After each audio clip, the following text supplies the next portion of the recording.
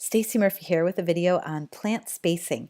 And in this video, I'm going to show you my techniques that successfully and efficiently really pack in those plants so that you can maximize every square inch of your garden space. This is what's going to help you increase your yield.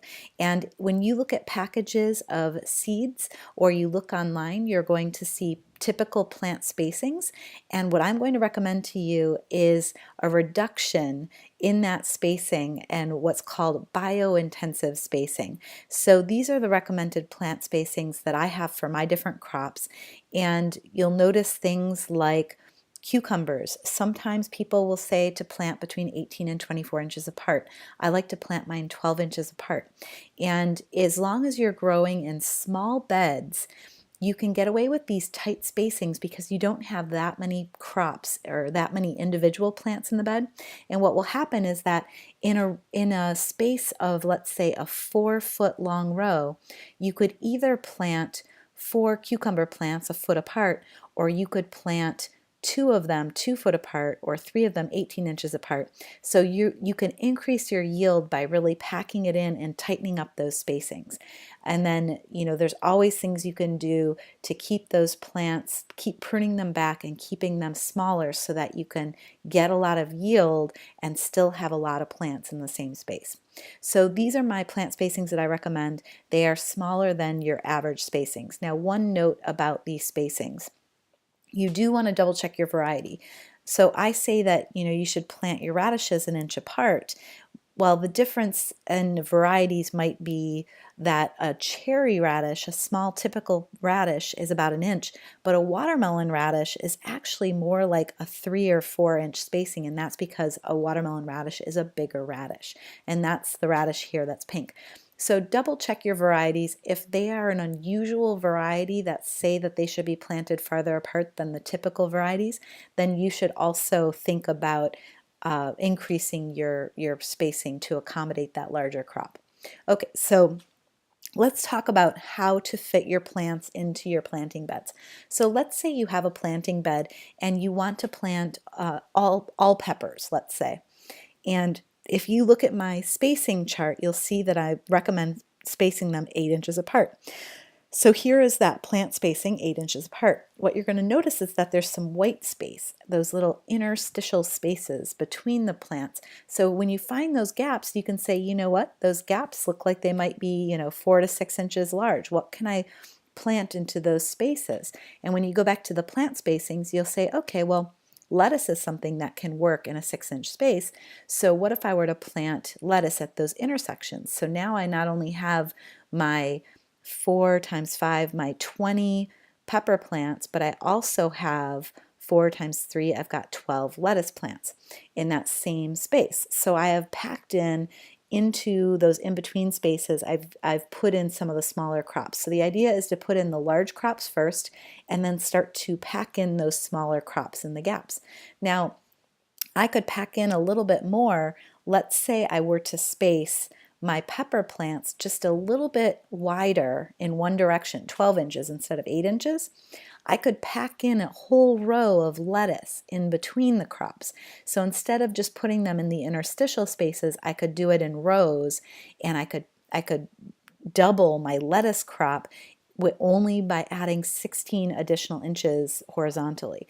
So you can play with these spacings and really test out the limits of these intensive spacings.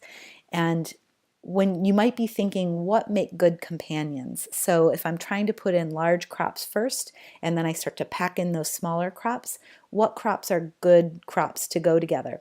Well, most any vegetable and herb crops make good companions. The only things that you want to be a little bit cautious of, you want to double check peas, beans, potatoes, and onions. Those are things that they have some companions that they don't like so much, and so just double check that you're not planting something together that doesn't want to be planted together. And one note is that fennel, which is not listed anywhere in this chart, is something that's considered a bad company for a lot of crops. It slows down the growth of other crops. So you can test that. I've tested it. I've put fennel in my beds and it's done fine, and my other crops have done fine.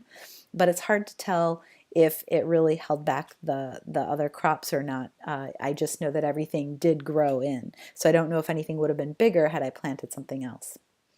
All right, so if everything makes good companions, how do you start to plan your beds?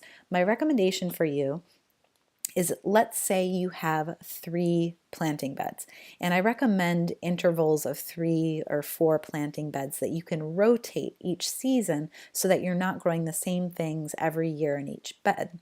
So maybe the first year what you want to do is consider one bed your cabbage family crops, the next bed your tomato family crops, and the third bed your squash family crops. And the reason why I separate those out are those 3 families they have diseases that can stick around in the soil for a couple years. And by rotating them, you're basically not growing the same crop for another 3 years. So you're protecting yourself from diseases that may stick around in the soil by rotating these. So now you're thinking, okay, what are those families, right? So here are the crop families. And you'll notice that in the cucumber family are all the squashes and the cucumbers pretty much. And in the tomato family it's actually labeled here as the potato family, so eggplant, pepper, tomatoes, tomatillos. And then the cabbage family is quite large. That's the kale, broccoli, cabbage. It includes mustards as well, and bok choy, and it also can include radishes, although they don't tend to have the diseases that I'm talking about in this case. So those 3 families, think of them as 3 different beds. Put in the large crops first. So these are, in a lot of cases, are the large crops anyway. So these are the ones that need larger spacings. And then you're going to go to the other families, the onion family, the beetroot family, the pea family, the carrot family, the mint family, and the daisy family. And then you're going to basically fill in around those crops all the other smaller crops. So let's take a look at this bed. This is a bed that I recently planted. It's a series of crops that are cooler weather crops because it's currently winter. So basically what I did when I started laying this out, and I'm showing you this in the bed, but I actually did this on paper first. I laid out 3 rows because the bed was just a little under 3 feet wide. And what I did is I placed the rows about 12 inches apart, and the middle row is kale plants that are placed 12 inches apart, and the outer rows are, one side is intercropped celery and chard that are placed 6 inches apart. The other side has some chard and it has some peas that are 3 inches apart. And if you go back to those plant spacings, you'll notice that those are a little bit wider than I normally plant. And the reason I did that is I wanted to plant more between these plants, and I'll show you that in just a minute. So I started with this spacing. That's the first thing I did, is I laid that out. Now when I went to go put this out in the field, the way that I quickly measure my plant spacings is I use my hands to lay down my crops. And so you don't need a ruler. You can do this really quickly in your bed. If you look at your hand, the distance between your thumb and your pinky is about 6 inches when you extend those fingers out. It's about 4 inches when you bring it in tight into a fist. And then you can look at your thumb and you can say my total thumb from tip to bottom knuckle is 2 inches, to the first knuckle is 1 inch, and to the fingernail is a ½ inch. So I can use my hand when I'm out in the field and quickly lay these plants down and move them around. So that's how I determine my spacing. And now that I have these plants here, I've got gaps to fill in. And I have a couple ways to fill in those gaps. The first is what I was showing you before, is the circles represent those interstitial spaces where I can put in some crops. So I could put in plants like herbs and flowers at those intersections. And the reason I want to put in herbs and flowers are that if you put into a bed about 30% of herbs and flowers, you basically increase your number of beneficial insects, and it makes it less possible that you will have pests.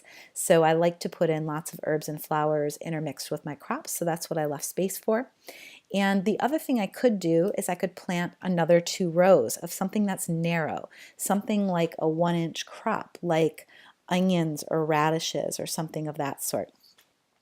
And then so here is what I did. So what I did is I first transplanted everything into the bed, and then I came back and I said, you know what, I want to transplant in some leeks and some dill and some cilantro.